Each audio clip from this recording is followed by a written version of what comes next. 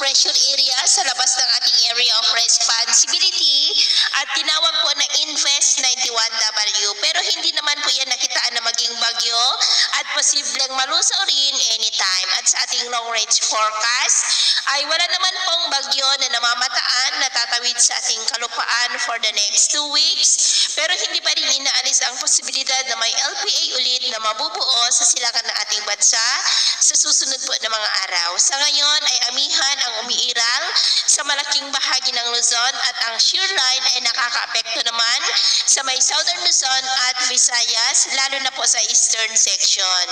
Ngayong madaling araw ay may mga isolated rains dito sa ilang bahagi ng Cagayan at silangan ng Isabela, maging sa may Infanta, Camarines Provinces, Catanduanes, Sorsogon, Masbate, Romblon, Calapan, Northern Palawan, Aklan, Capiz, Bacolod, Dumaguete, Cebu, ilang bahagi ng Bohol, Leyte, Samar Provinces, Dinagat Island, Zamboanga Peninsula, Northern Mindanao, Sorsogon at Davao. At mamaya po ay sisikat ang araw sa malaking bahagi ng bansa, lalo na sa may Mindanao at ilang bahagi ng Central Luzon.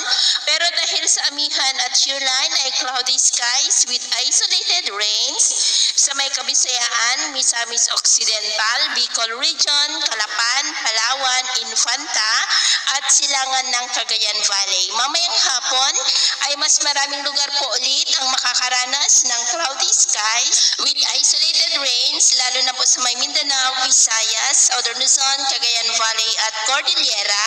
Kaya mag-ingat po tayo. At sa atin naman pong mga baybayin, dahil po sa amihan at shear line ay maalon sa mga baybayin ng Batanes, Babuyan Island Seaboard, Northern Seaboard ng Cagayan at silangang baybayin ng Luzon at Visayas. Dahil ang mga alon po dyan ay posible na aabot hanggang sa 2.5 to 3 meters height.